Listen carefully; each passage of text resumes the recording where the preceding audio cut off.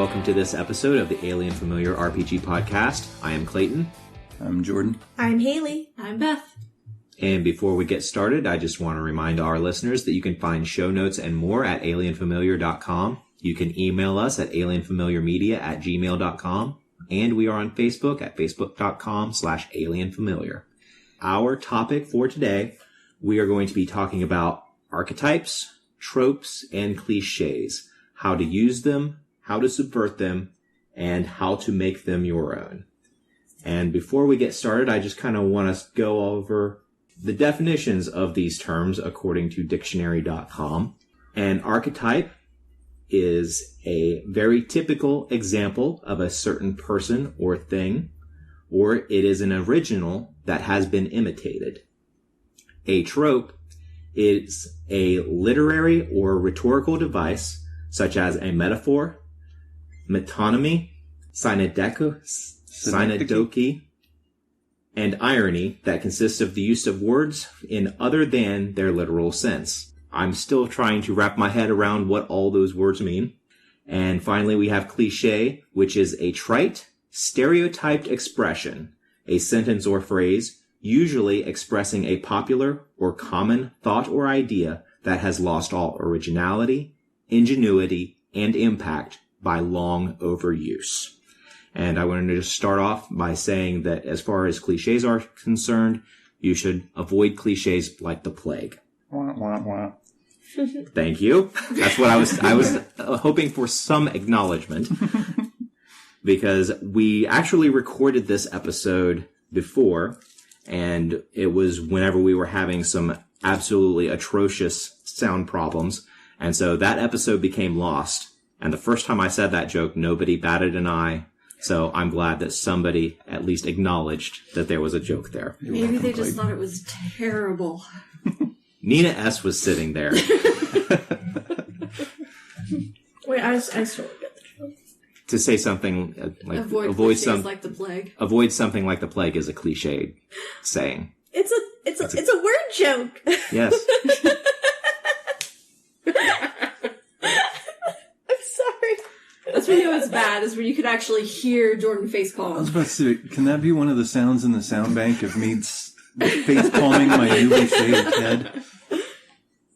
Certainly. The thing I wondered, though, is if, because cliche obviously is used in a pejorative sense, could it be kind of a subjective as to whether something's a cliche? Like, can things be cliches to different people?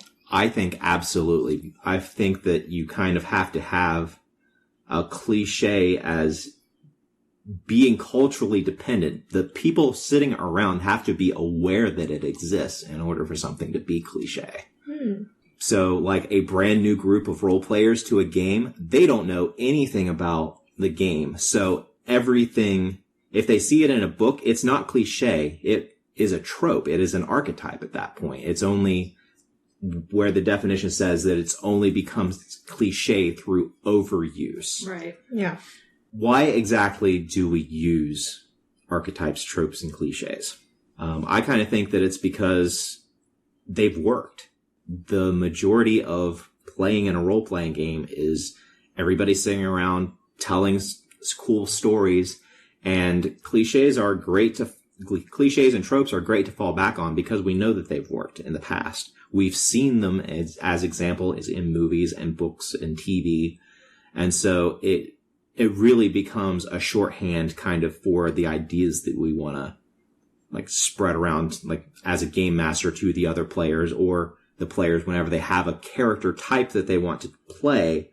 The trope, explaining their character as a trope, gives a shorthand so that you don't have to spend an hour reading a backstory and telling them everything that they need to know about the character up until this point, when you can just say, I'm kind of a loner ranger like Aragorn.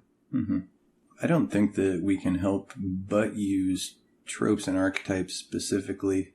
As far as cliches, people use the word cliche to describe things that are not just phrases a lot, and I don't know how accurate or useful that is, so let's set that aside. But as far as tropes and archetypes especially in kind of like the Jungian or like Joseph Campbell sort of sense of an archetype, I don't think you can tell a meaningful, coherent story without appealing to some of that. It's the paint on your palette that, you're creating with. Otherwise, you're just kind of spouting nonsense that doesn't connect with anyone's experience or culture. Mm-hmm.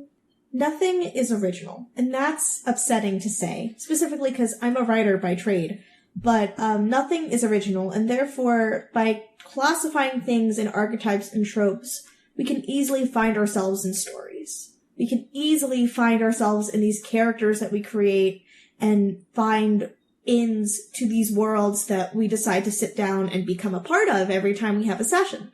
So, especially, I think that we use archetypes and tropes to find ways into these other galaxies and universes, because tropes are universal. You're going to have a loner character on this Earth. You're going to have a loner character on Mirth, depending on if you've heard the other actual play, if it's out yet. No, it's not. Well, surprise. Flash forward. Mirth, guys. But these archetypes and tropes transcend all of the worlds that we're in. You can go from sci-fi to fantasy and you can find the same trope or character. They're just helpful tools. Mm-hmm. I think you hit on something there where archetypes and tropes are very general. They're not specific to whatever setting you're doing. They're just more kernels of ideas. And whenever you're creating a new character, that's a great jumping off point. Mm-hmm. That's where you start your character, is with an established trope. And through the gameplay or through the experiences that are had, that's kind of how you make that character grow from a trope or archetype or even a cliche into something that is in and of themselves new. Because like you said, nothing is original. New things are tweaks and twists on old things. Like music, there is nothing new in music, but over time, we do get the emergence of new genres just because things are done a little bit differently, tweaked just a little bit until 20 years later, you've got a whole genre that is distinct and separate from what it originally spawned from. Yeah, that's really great. Especially, you can evolve characters and evolve storylines through the usage of tropes. That's how we get development in the world. Well, even the development of the character itself, will follow some kind of archetypal path. If it doesn't, then it's not a character that has come to full fruition.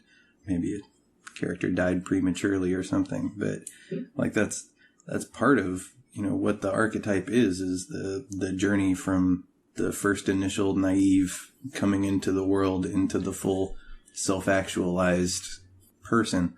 I don't know. The title of this podcast sounded a little bit like tropes and archetypes are kind of a negative thing that should be avoided, but I'm not so sure about that. What do you guys think? I think that archetypes and tropes are extremely helpful tools that I think are unavoidable. The thing that should be avoided is the usage of cliches, in the sense that your players will get bored and everybody will already know what's going to happen, so what's the point of playing it out? The point, I think, of this podcast is to talk about archetypes and tropes, how to use them so that way, while they're recognizable, they're not predictable. How to create your own sort of new story elements by using things that have been done, rather than the sense of falling into the traps of cliches where nobody is surprised and nobody is inspired. What would you guys say is the purpose of a role-playing game? Like, obviously you can say that there is to have fun, whatever, but and not just role-playing games, but any kind of creative storytelling endeavor. We're kind of talking about the tools that you create these things with, but what is the goal that you're attempting to accomplish with these tools? I think that needs to be fleshed out a little bit before we can talk very much about what to do with those tools. I can't give you a solid answer because I honestly think that everybody goes to these games and people tell stories for different reasons. So I think it's a matter of individual want and need. Some people go to RPGs because they want to hang out with their friends. I go to RPGs because I have stories in my head that drive me insane if I don't get them out. Or also, I like to play characters. People like escapism. So people use these tools for different things. And I don't think that there's a concrete answer that we can establish. I agree a lot with what you said, Hayley. I agree with pretty much everything that you said. I would only add that another thing that some people get out of these games, well, two things that some people get out of these games. The first being that they want to tell a story involving themselves. It's one thing to have, like, go to the movies or read a book and see this story that these other people have written and done. The creative endeavor of just making something for yourself and interacting in a way that you think that you would interact with, or that you conceive of a particular character interacting with. Because I know most of us have been sitting watching a movie and thought, there is no way in hell that character would have done what they just did. Whenever you're playing a role-playing game, that is never the case. You're always doing what you think is best in the situation, or what you think your character would do in that situation. So you're always following. You're never breaking your own suspension of disbelief because of the decisions that the character makes. Mm-hmm. The other reason why somebody would play this game, and it's an incredibly negative one in my opinion, but I've seen it done, and unfortunately I've been the culprit of this before, is I want to just figure out everything that's going on before anyone else. To figure out, I want to be able to tell the game master where the story is going way ahead of time. I used to do this a lot. I still do this with movies. I know a lot of different tropes. I spend a lot of time at tvtropes.org just going through, just reading all the different iterations of various tropes. And I did this for fun a lot in college when, as far as I'm aware, TV Tropes was still pretty new. And it's just a sense of power, being able to tell what's going to happen in the world, and then having the power to go in and change it because my character has the power in the story to alter the sequence of events that are leading toward this end that the game master had planned, but now I have the power to change that. I'm not sure that I don't think that the explanation of doing it for what sounded like, I don't mean this negatively, but self-centric kind of reasons. I don't mean that critically, but just meaning that it's just all about a thing that you have to, get out for your own purposes. I'm not sure that completely explains why one would do this sort of thing, because you could just as easily sit and have a daydream where you could write something that you're just going to put away on your shelf and never show anyone. I think there is a social aspect to it that defines role-playing games and mass media as well, that implies that you're communicating an idea, that you've got something that you consider to be true that you want to transmit to others. And, who knows what that might be for each individual person, but you're not doing it just for your own amusement. And though there is some amount of social affirmation or whatever that you're trying to get from your friend group, I feel like people are trying to say something with their characters most of the time. And depending on what the character is, that'll determine what it is they're trying to say or the context of the game or whatever. But every story has some kind of meaning implicit in it. And, maybe it can be interpreted a lot of different ways by the reader, viewer, or whatever. But the author, the creator, the performer has an idea that they are trying to transmit as well. Mm-hmm. So there's something there that you're trying to put out into the world for whatever purpose to others. You're trying to show them something you think about the world that you live in, or whatever.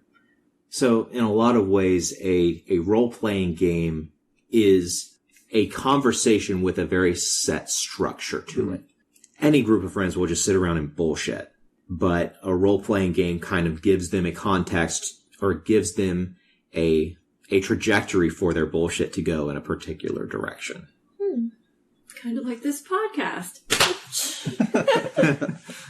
So now that we've talked about defining a role-playing game, why do you think that... What draws you to specific tropes? Like, what is something that you've found yourselves that you lean towards when you play games? Because, I mean, I play one trope. Like, that's it. I play one character, but I want to hear from the rest of you guys. I tend to play a lot of... In various, not just tabletop games, but also like Memorpigs and all different kinds of gaming, I really tend to go toward rangers, or what my brother calls sneaky shooty characters. Like, we both play the same sort of thing. Like, somebody that can, generally is by themselves and very slowly moves through situations. The most important facet being that we have plenty of time to think about what we're going to do before we have to actually do it. Because we are not fast people at all. So that's what I tend to gravitate towards. So it's more the tropes and archetypes that you lean, I guess more specifically archetypes, or more specifically tropes, because archetypes are way more general, I feel, than tropes.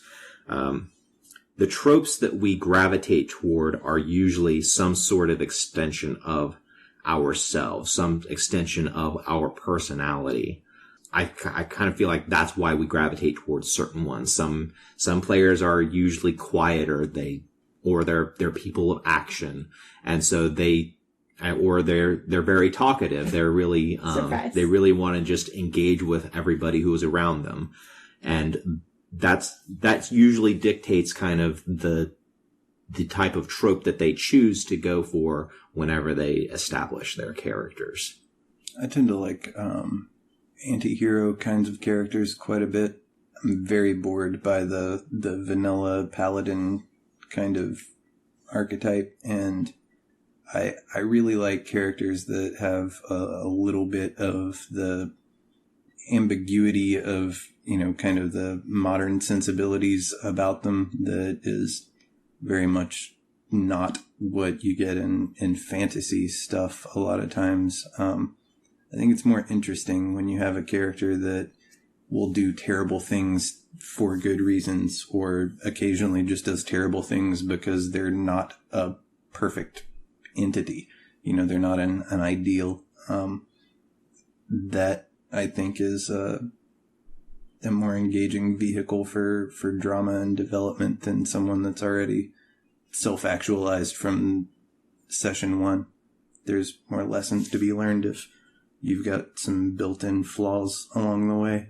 And it's definitely like you're using these tropes as kind of a way of exploring yourself. Yeah. Because you choose tropes that appeal to you, that usually have some basis in your real personality, and to be able to take on a role and then take it to a level that you just can't do in the real world, either because of like actual real world physical limitations or cultural norms and mores that prevent you from being able to do certain things, like anything that a character might do in a zombie apocalypse is very much frowned upon if you were to try to go out and do this down the road at the local gun store.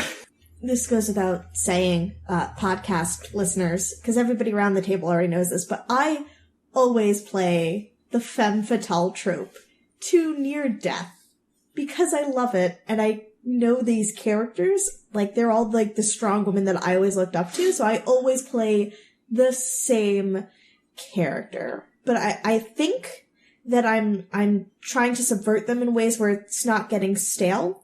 But my question is, when you lean on a trope or you lean on an architect heavily, how do you know that you're tiring it out, or how do you give new life to something that you do all the time? Like, you play a lot of sneaky rogues, you said. Mm-hmm. How do you have advice about people who like to play those things, how to go about them in different ways so you're not tiring yourself out or tiring the other people that you play with out? One of the main things that occurred to me, because rangers can easily fall into, like, the lone wolf trope, like Aragorn, is like a major lone wolf character. But I think the most important thing, I think the fastest you can tire people out if you're playing lone wolf characters is by refusing to, like, deciding you're going to be so lone wolf that you're going to stick right to the trope and you're not going to talk to anybody and you're not going to do anything unless it's got, like, your one specific purpose, you know, involved in it or something like that. And the thing that occurred to me is that you hear a lot about how, like, game masters should not expect players to read their minds. So if you have a problem for the players, you should be willing to accept any reasonable solution to that problem. And I think it also needs to be considered in the opposite direction, that a player should not expect a GM to read their minds. And if you're a player, you should be willing to pick up on any reasonable plot hook. You shouldn't be, you know, expected to read minds in either direction. I think the big thing with Rangers and other type of lone wolf characters is you need to do more work ahead of time to determine reasons why you're going to be with this group and why you're going to speak with them. Maybe if you have to even, you know, talk to the GM ahead of time to figure out some sort of story reason. But I think, you know, you have to be really careful with playing lone wolf characters. Mm-hmm. As far as getting tiresome, a trope turning into a cliche, because that's kind of the crux of what you're asking, is probably with only one exception, I've seen the players around the table get so tired of the player playing a certain type of character way before that particular player gets tired of that character. Usually it's because because it is something that is close to the player, and so they're kind of just buzzing along, situation normal. It's something that I'm comfortable with, and I've seen a couple of times where the other players around the table, they just kind of get tired of, well, this guy's playing the rogue again. I guess that prevents any of the rest of us from playing the rogue because we've only got a 4-person party, and rogue is one of the core archetypes in Dungeons and Dragons, and so they're playing the sneaky rogue, so I guess I can't play the sneaky rogue this time. The only exception of a player just getting tired of the trope that they wanted to play, Jordan, you were actually the one who did it whenever we did our Planescape campaign, and you wanted to play the monk, mm-hmm. who I can't remember the exact philosophy that you were. It was a non-violent philosophy. I don't remember the specifics of it, but yeah, you got real tired of just in no situation in Dungeons and Dragons are you allowed to go hit something. Yeah. It got to the point where I was literally just running circles around bad guys trying to talk them into stopping. Yep. It just wouldn't happen. They couldn't get me, but I couldn't resolve the encounter either. It was a complete push. It is kind of aggravating when players play the same thing every time and kind of hog that spot. Like, I've been dying to play a Miley Cyrus with a crossbow, and I just can't fucking do it because Hayley gets that every single time. Jordan, if you want to be Hannah Montana with a crossbow, follow your dreams. No. Yeah, because I don't know. You can tell me if this is like Chief Racer's podcast, but I tried to do other things, like specific with the Apocalyptia campaign, where I tried to be fighty. That did not work out, and I was miserable. And like, I feel with Abena, the game that we're currently in, we have myself, who I'm trying to play the opposite of the Femme Fatale, which is the ingenue, and Nina is kind of playing, Nina S., La Nina for the podcast, is playing, the Femme Fatale, overly sexualized, super charismatic character. How do you be a pacifist Femme Fatale? Hayley, can you define ingenue? Because I actually had to look it up myself. Okay, so ingenue, it's one of my favorite words, and I can't spell it. So, an ingenue is a specific trope, more of an archetype, of a very naive, innocent girl. They're always the optimist. They're normally, well, actually 100% of the time, they are the love interest as they are played as. So they're young, youthful. They don't normally have a lot of lines. The Virgin Maiden. The Virgin Maiden, the Princess in the Tower. You look towards Desdemona, which is my favorite ingenue, poor baby Ophelia, all of From Cordelia. Ophelia from Hamlet, Desdemona from Othello, Juliet was the picture-perfect ingenue until she hooked up with a bad boy that committed suicide. Well, I guess that's kind of the trope, but they're not very strong characters. They have great monologues written by men, but they're not strong characters. And I tend to play these like overtly confident, over-sexualized characters, so I was taking my turn at that with Desdemona. And I'm happy with where she's going. But I don't know. I just tend to always play those charismatic social characters, and I don't want to bore or take up space from anybody in the party, but like I also worry that those are like the only characters I feel comfortable playing. So that's a very good reason for playing for using tropes for the basis of your character, because then you can play something that you're not used to playing. You can play something that maybe you're not 100% comfortable with playing, but you still have the background, you still have the basis for kind of who that character is. You have something that can ground you because you have so many other examples that you can pull from. And then over the course of the game, or however long you're playing, then you can kind of grow the character, do things that, or get put into situations that you wouldn't know what your character would do. And then you kind of decide based on the situation what's going on. And that's kind of how the trope would evolve. And ideally, that's how your trope would then evolve into something that is original that can then become a new trope. Yeah, I feel that. Is that the goal? Generation of an original trope? Is that... I mean, I can't say, like, it's just because it's been, like, beaten into me that, like, there's nothing original, but it's new deviations that can branch off and can continue the tree of creativity. So, like, for example, ingenues have been done to death. What I'm trying to do with Desdemona is take away that innocence and naivete by putting her in these awful situations, and then have her having to realize that, yeah, there's awful things in the world, and I have to deal with it. And that's my subversion of the trope, taking an ingenue and giving her a little bit of a backbone. Or at least trying to. Of course it's been done, but it's my take on it. So it's creating a new branch on this very defined tree of a character trope. Yes, I definitely do want to create something that, while it may not be new in the whole wide world of creativity, which is so fucking massive that you really can't create something that's new, but it's new to me. It's something I've never seen and experienced before. It's something I've never put my mind into before. Mm-hmm. We've talked quite a bit about character tropes and archetypes. What about setting tropes and archetypes? And story, for that matter. Like I said, with the characters, it's a shorthand.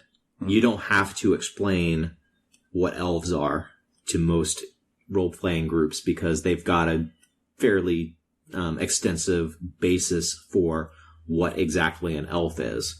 They're about 3 foot tall. They live in the North Pole. They spend their toys. Yeah, everybody knows that. So whenever you say an elf, everybody is on the same page at that point. Shoes. Yes.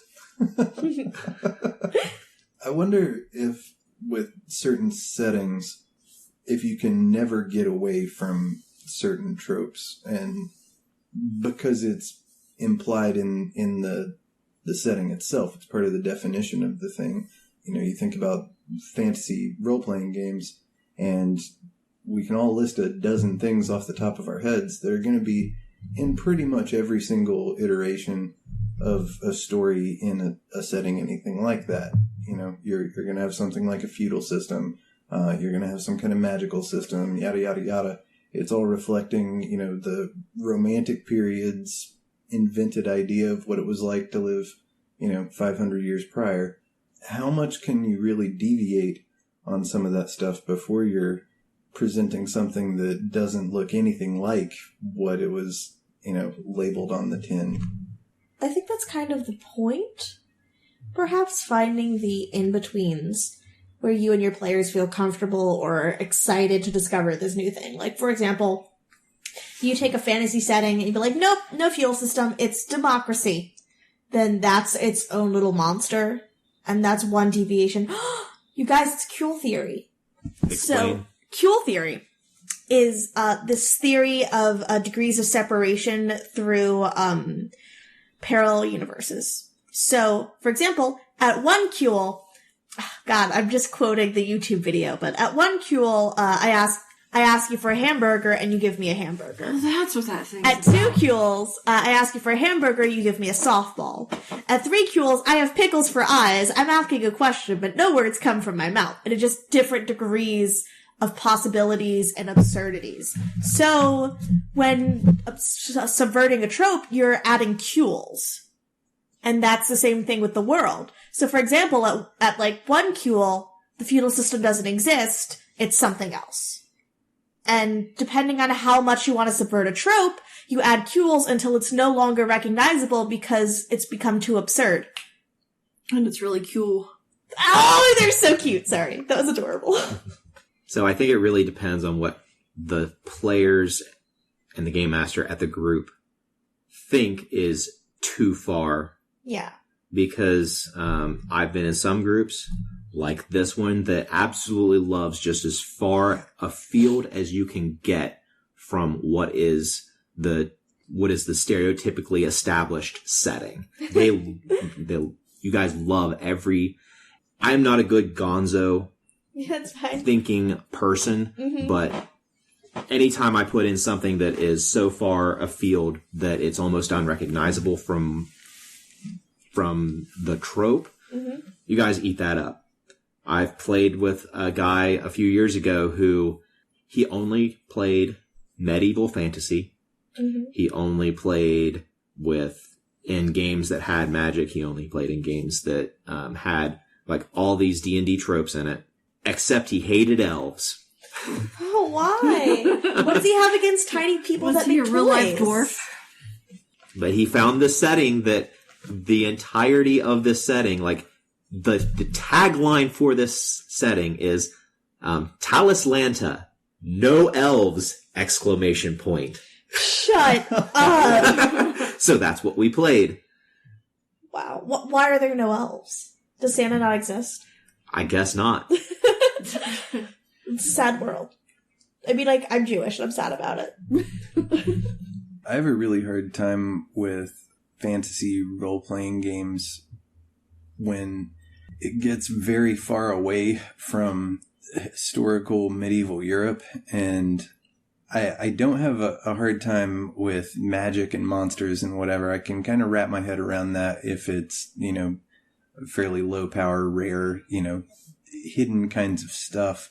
The things that I have a hard time with are setting things that don't make any sense to me, as far as it kind of whitewashes all of the horrible shit from the medieval period. You sit down in a Forgotten Realms game or something like that, and it's always this like very modern set of sensibilities where everybody's more or less egalitarian.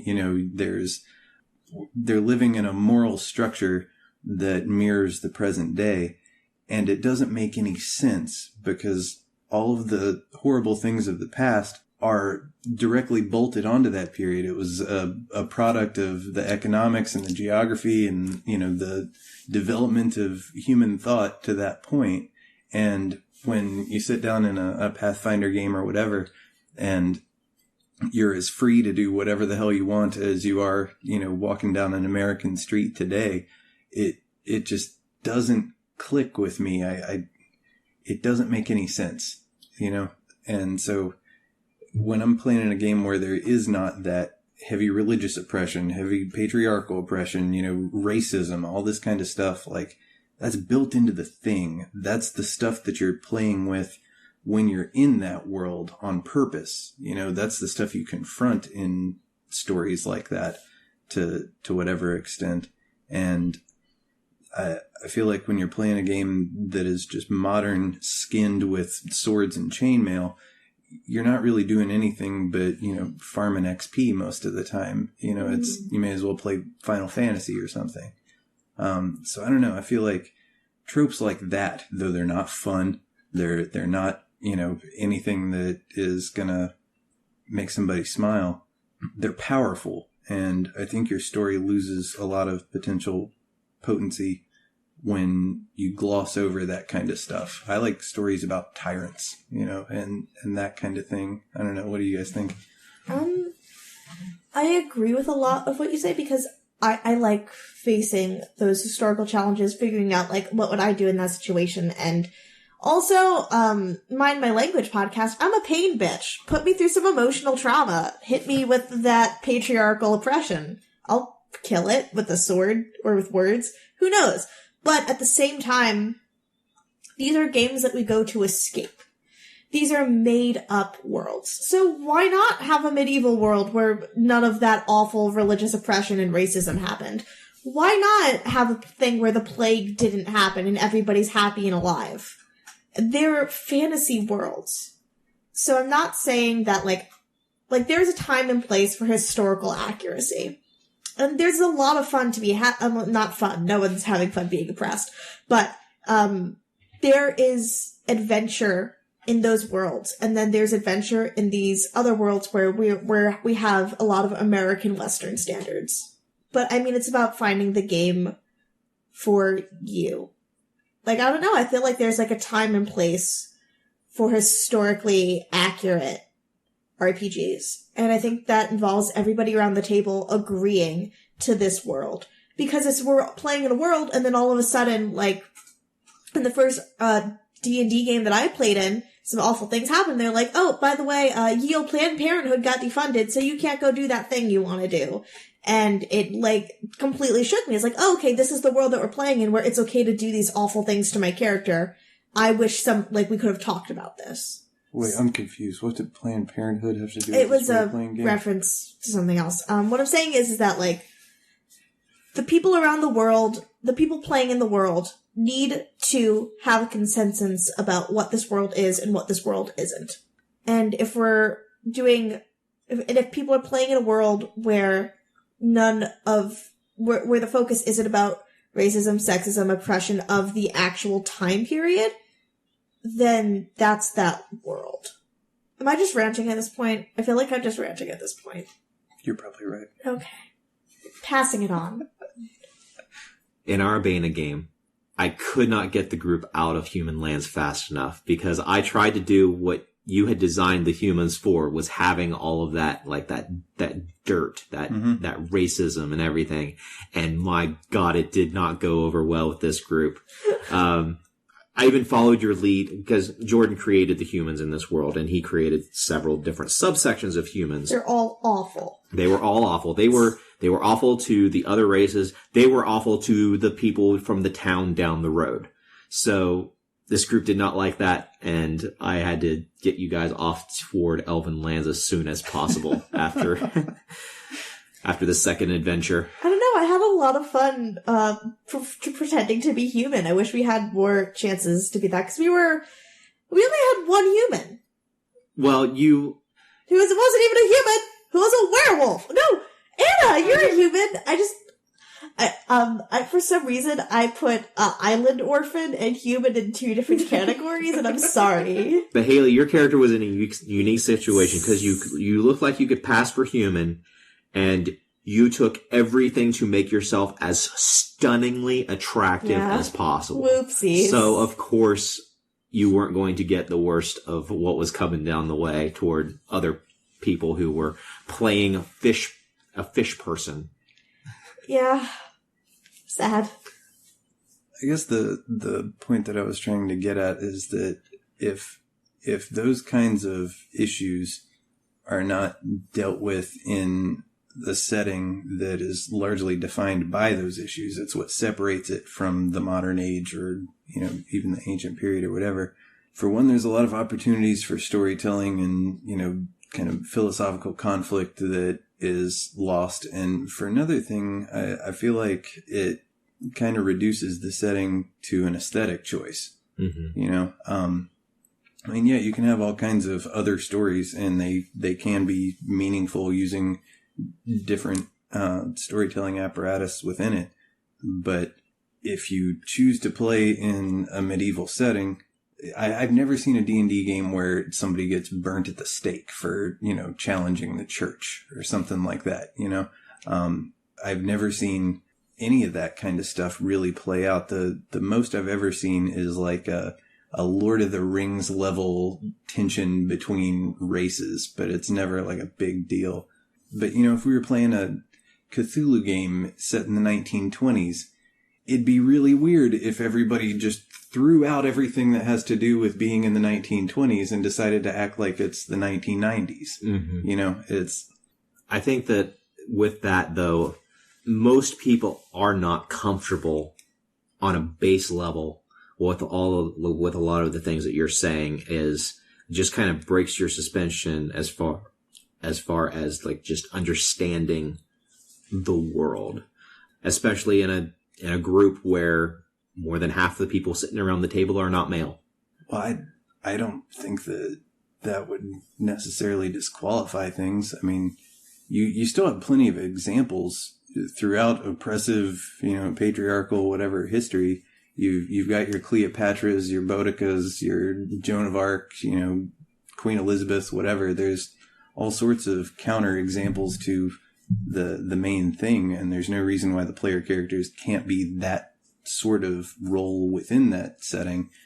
I just think that if a setting doesn't have some internal logic to it as to why things are the way they are, I have a hard time getting very deep into it. You know what I mean?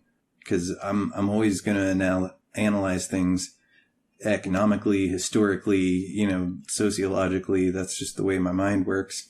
And I have difficulty with the Nintendo video game style thing where you're here, this is how things are, and you're going to run through the motions and do the thing and kill the bad guy, and then you'll get your treasure, and that's the thing. But what breaks your suspension more?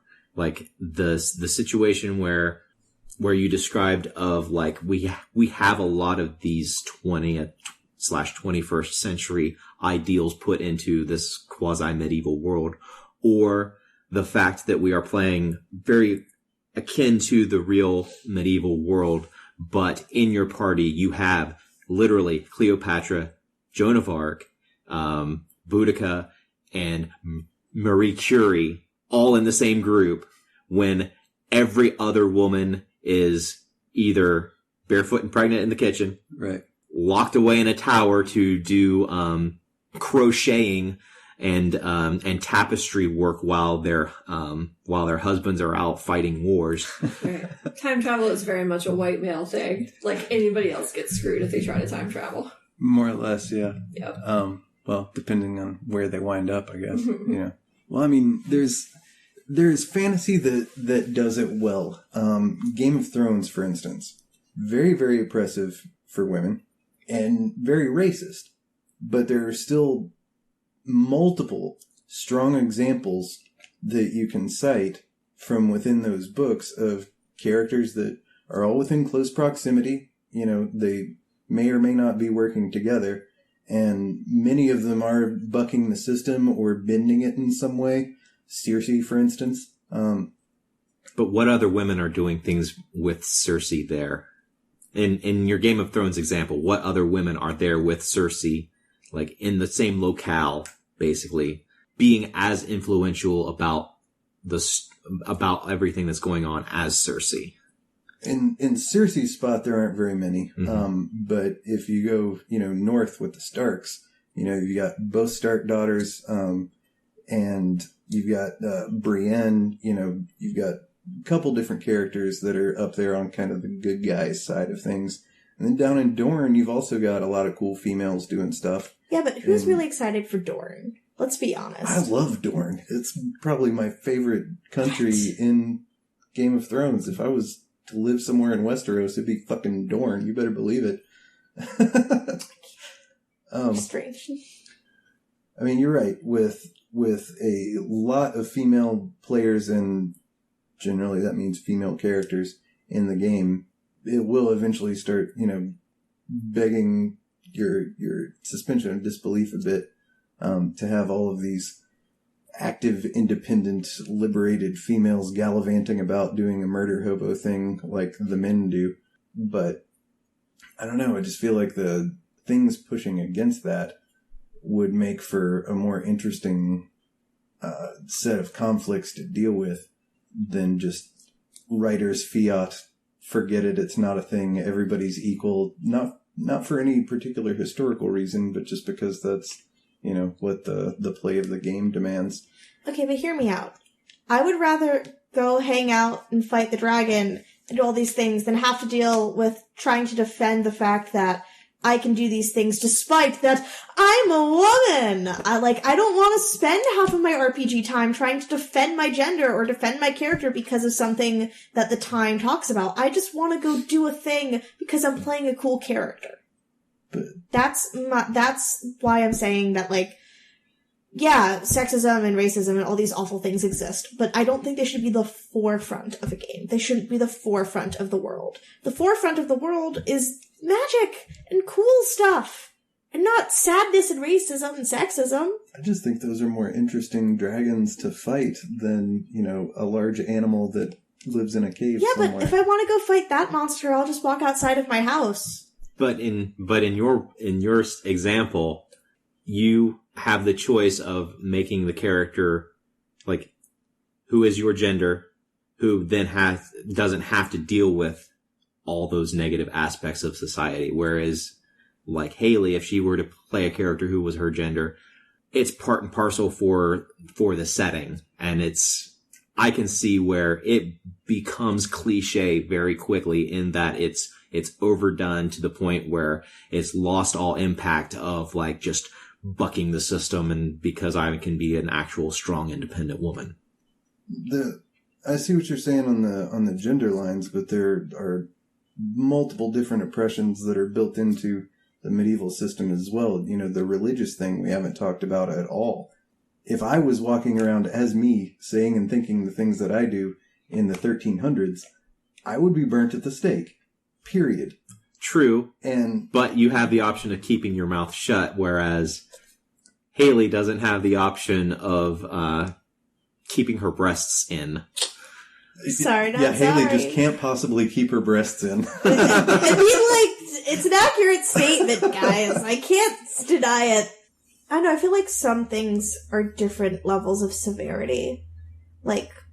Gender and racism is not something that you can subvert so much as religious belief, because you could just be quiet.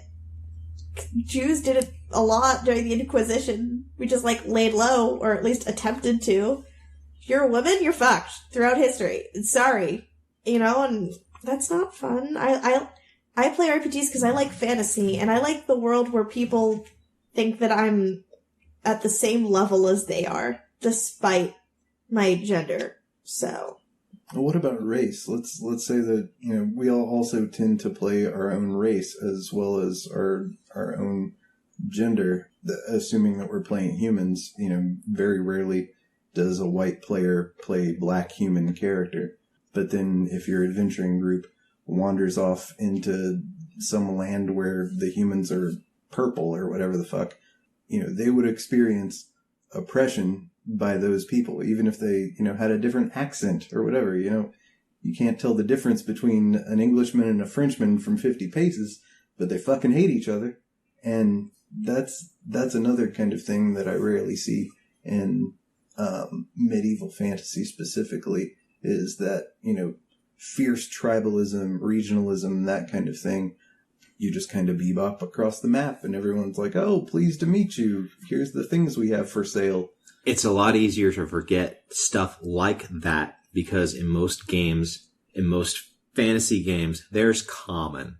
Mm-hmm. Everyone speaks the same language. Right. There isn't the division based on just you are very obviously other and it comes out whenever you open your mouth. Mm-hmm.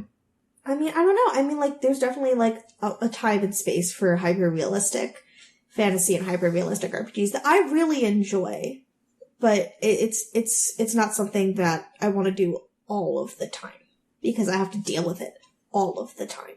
What is medieval fantasy to you then, without the oppression? Is it anything but aesthetic stuff? There's nothing wrong with choosing things for aesthetic purposes when it comes to landscape and world. It might not go in as deep, but you know what? Why not have a castle in the background? Why not have kings and queens and have really long velvet gowns? I would love that. I would spend half of the game just putting on fancy dresses. In fact, it's what I do most of the time. I think that, without a lot of that historical stuff, it is just set dressing, but we also have to say, it's okay if you just want your game to be set dressing. The setting should not be the forefront of your game. The forefront of your game should be your characters and what they do in that world. What I was asking was there anything, in the symbol structure, the assumptions in a fantasy setting that are interesting, different from sci-fi or modern or, horror or whatever it is that you're doing, aside from just the aesthetic, that is not the, oppressive Dark Ages kinds of norms of the past? The Renaissance was awesome. Things that aren't medieval, but specifically Renaissance, where it's a boom of magic and art and creativity, and women were starting to be in colleges and stuff, and it was awesome. And education was growing, and medicine was happening. Wow, let's do a healthy game like that, where everybody's just full of smiles and medicine. That was so good. Fucked up on medicine. You've described the opioid crisis.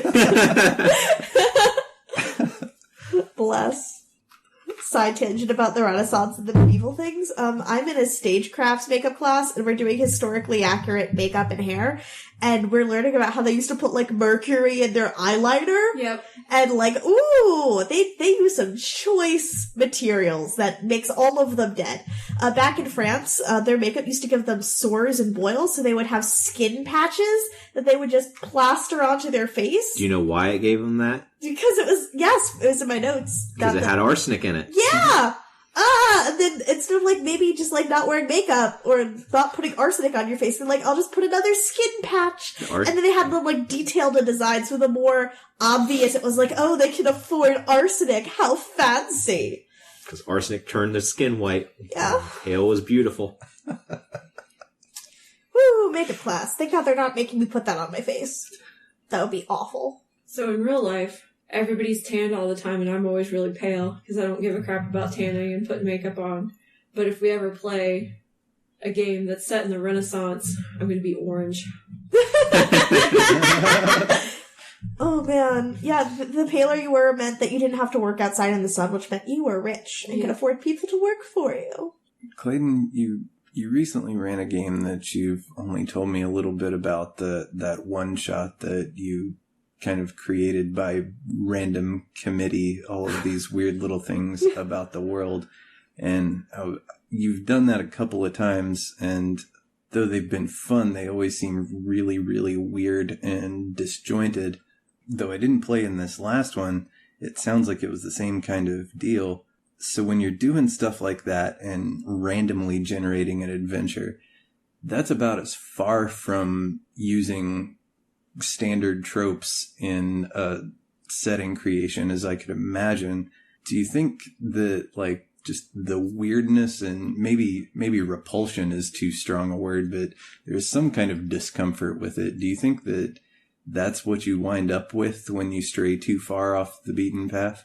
I think you have to make a decision where you're going to follow tropes and where you are just going to go off whatever the hell flies out of your primal id mind, where it's either going to be the setting or the story where the tropes lie. The more wacky the setting, the more I fall back on very established tropes to have a story that goes on in that weird world that you really don't have any connection to.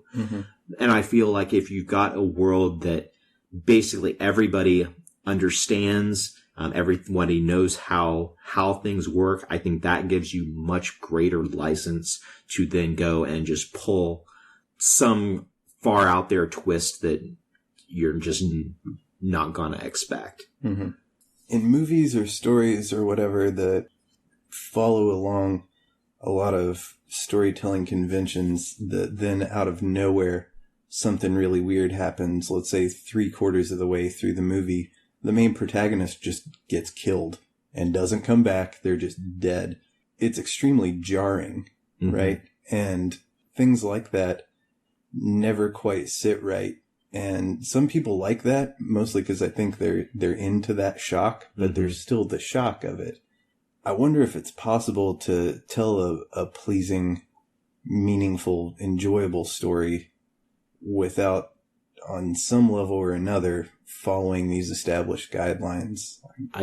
No, I don't think it's possible to tell a compelling story, have compelling characters that doesn't rely heavily upon tropes and archetypes and stuff like that. Because it's what people don't really want new stuff. They want stuff that is familiar, but they also like it to be packaged in a way that appears new. Mm-hmm. I think I agree. I think that a lot of these things are unconscious frameworks that we've probably evolved into. Definitely society has developed over however many thousands of years. But I think that when you get too weird, it loses its usefulness. You can't relate to it. And it's kind of the whole point is like, here's this human condition thing that we're all experiencing and have in common on a fundamental level. And when it gets all crazy gonzo, like, what are you talking about now? Yeah. It's just word salad. You know? That's really been my problem with reading Terry Pratchett. It just gets too fucking weird, just too fucking fast. I can't follow it. I can't understand. I can't relate. Yeah, loses the why. Yeah. And without motive, it's nonsense. You guys have gotten real quiet here. Are we rambling on too much? No. No. I feel like we've lost sight of the topic, but also this is interesting. I'm trying to get at the topic because I think that archetypes are immaterial things that exist in the same kind of way that math is an immaterial thing that exists, that beauty, there's just these certain kinds of ideas, the thought structures, platonic forms, whatever you want to fucking call it, that are all over the place. It doesn't matter. You go into the deepest part of Africa and listen to their mythology, and it's going to have a lot of the same kinds of themes of people from northern Siberia. And it's just the result of being a human in the world. And they'll have all kinds of culturally specific things tacked onto it, but it's saying something deeper, and it's dealing with struggles and hopes and, situations that have been there for as long as humans have had a frontal cortex, probably. So I'm not sure that we should avoid these things so much as we should just sort of understand what they are and how they influence us and how we think and what we can communicate with them. But it's hard to do because it's stuff that is, one, hard to talk about because our language itself is one of those kinds of structures. And it's a little bit like, the fish recognizing the water, because it's the whole way that we look at the world. It is consciousness. Right. It's like the schemas that have formed in our minds over time for how we view everything. Like it's a lens rather than a thing itself. All right, guys. I think we've had enough of this philosophical bullshit. What do you say we start rolling some dice? Woo!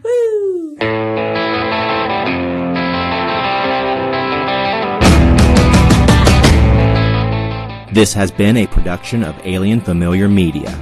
You can find past episodes and more at alienfamiliar.com. You can email us at alienfamiliarmedia@gmail.com. This production is protected under a Creative Commons non-commercial attribution, no derivatives license. Music for this episode is Suburban Outlaw by Forget the Whale and can be found at freemusicarchive.org.